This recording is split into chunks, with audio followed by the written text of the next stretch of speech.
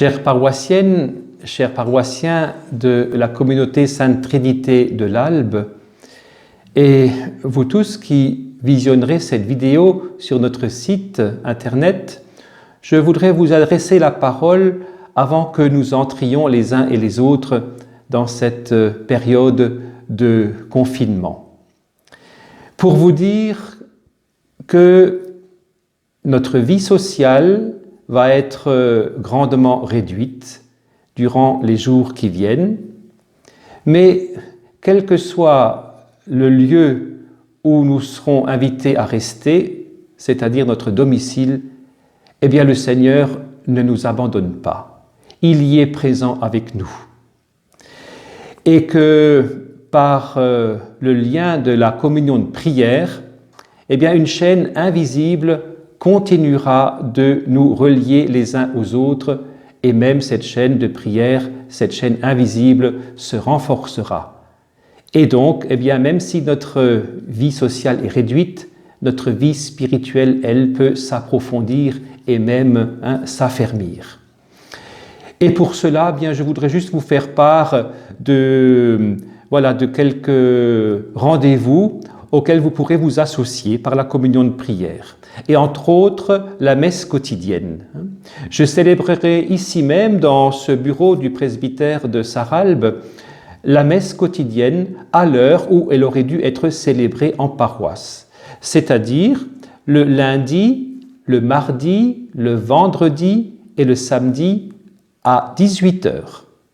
Et le dimanche à 10h et le jeudi également à 10h.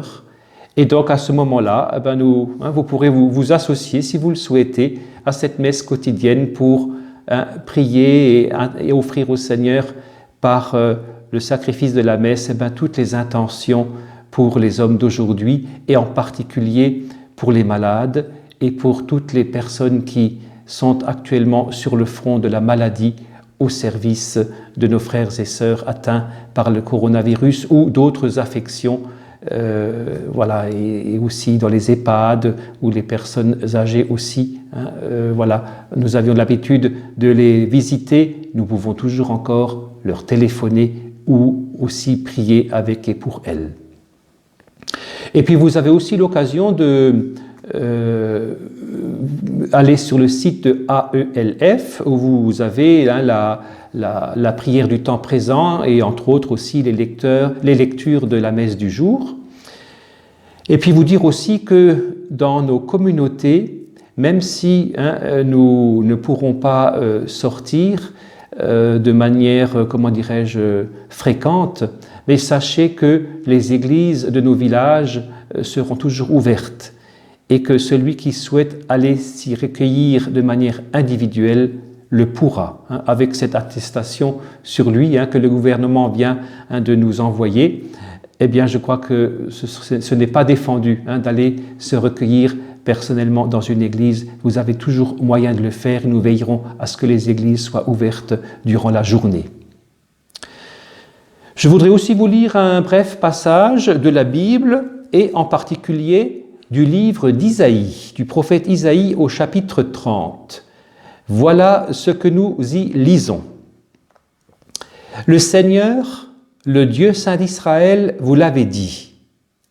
Vous serez sauvés si vous revenez et si vous restez calme. Votre courage sera de rester tranquille et d'avoir confiance. Le Seigneur attend pour vous faire grâce. Il se dressera pour vous montrer sa tendresse, car le Seigneur est le Dieu juste. Heureux ceux qui attendent tout de lui. Voilà, le message entre autres, c'est « Revenez au Seigneur ». C'est le message du carême en fait. « Revenez au Seigneur ». Comment pouvons-nous l'entendre dans le contexte d'aujourd'hui ? Eh bien tout simplement, plein de choses qui passent avant lui, on n'a peut-être pas ce réflexe naturel de nous tourner vers lui dans la prière. Eh bien, quoi qu'il en soit, en ce temps de confinement et d'épreuve pour beaucoup de personnes et beaucoup de communautés, n'hésitons pas à nous tourner vers le Seigneur. Il nous accueille tels que nous sommes, il ne nous fait aucun reproche. Donc, tels que nous sommes, tournons-nous vers lui pour lui confier nos personnes, nos familles, nos communautés, notre pays et la vie du monde. Et le Seigneur entend le cœur sincère qui se tourne vers lui. Et puis il nous dit encore dans ce passage, votre courage sera de rester tranquille et d'avoir confiance.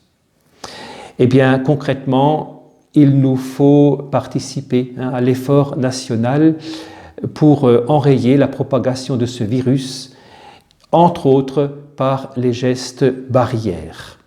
Les gestes barrières, eh bien, vous les connaissez, mais parmi ces gestes barrières, il y a également le fait de ne pas pouvoir nous rassembler collectivement dans une église pour une messe, pour des obsèques, pour des baptêmes.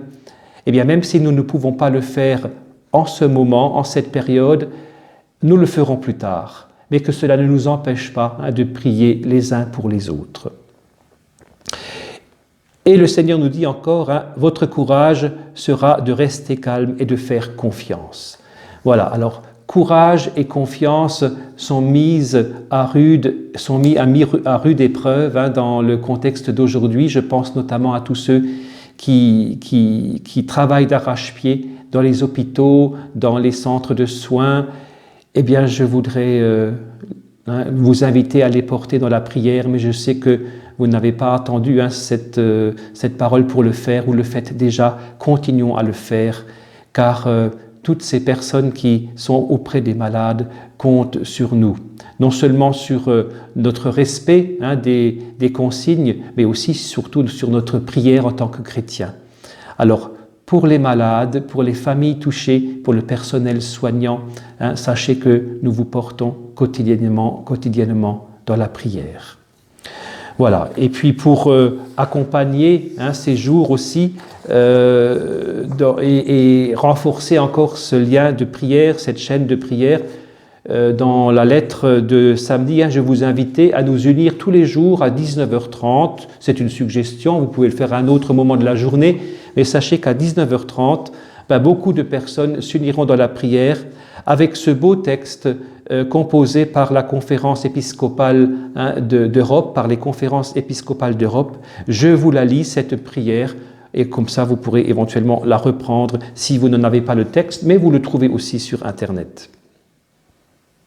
Dieu le Père, Créateur du monde, tout-puissant et miséricordieux, qui par amour pour nous a envoyé ton Fils dans le monde comme médecin des âmes et des corps, regarde tes enfants qui, en ces temps difficiles de désarroi et de consternation dans de nombreuses régions d'Europe et du monde, se tournent vers vous pour trouver force, salut et soulagement.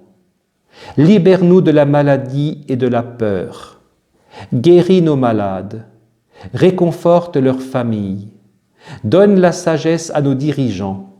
L'énergie et la reconnaissance aux médecins, aux infirmières et aux bénévoles, ainsi que la vie éternelle aux morts. Ne nous abandonne pas au moment de l'épreuve, mais délivre-nous de tout mal. Nous te le demandons, à toi qui, avec le Fils et le Saint-Esprit, vis et règne pour les siècles des siècles. Amen. Sainte Marie, Mère de la santé et de l'espoir, priez pour nous. Voilà, eh bien, sur les mots de cette prière, frères et sœurs, eh bien, je vous dis à bientôt. Gardons ce calme et cette confiance. Le Seigneur est toujours avec nous et ce combat contre la maladie est aussi le sien. À bientôt.